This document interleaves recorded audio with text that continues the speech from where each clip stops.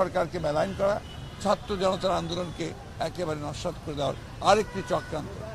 খুবই দুর্ভাগ্যজনক যে এত হত্যা, এত নির্যাতন, এত নিপীড়ন এবং এতগুলো ছাত্রীকে হত্যা করা, শিশুকে হত্যা করার পরেও সেই দলটি আবারও তারা বিভিন্ন রকমভাবে কথা বলছে যা বাংলাদেশের মানুষের স্বার্থের বিরুদ্ধে। আমরা মনে করি যে এই সরকারের এই বিষয়ে পদক্ষেপ নেওয়া দরকার। আমরা মনে করি যে সরকারের অবশ্যই সকল রাজনৈতিক দলের সঙ্গে কথা বলবেন, কিন্তু কোনো হত্যাকারীর সঙ্গে নয়। যারা ছাত্রদের হত্যা করেছে, যারা শিশুদের হত্যা করেছে, যারা রাজনৈতিক নেতাদেরকে হত্যা করেছে, তাদের বিরুদ্ধে জনগণ আছে এবং এই ব্যাপারে তাদেরকে সর্বাত্মক কোনো ব্যবস্থা নিতে গেলে সরকারকে আমরা অবশ্যই সহযোগিতা করব। Thank you.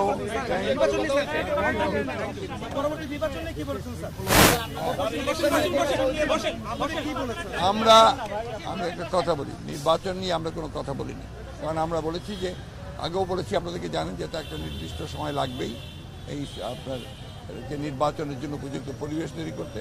আমরা তাদেরকে সেই সময়টি অবশ্যই দিয়েছি এবং আমরা তাদের সব বিষয়গুলোতে সমর্থন দিচ্ছি।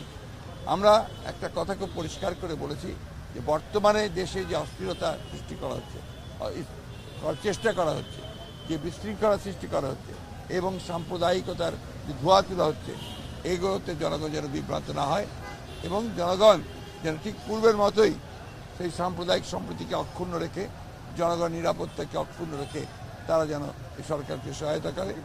আমরাও পুরোপুরিভাবে তাদেরকে সেইভাবে সহায়তা করছি, করে যাব। সরকার তো কাজ করছে, আমরা তো সেটা আশ্বস্ত। ধন্যবাদ।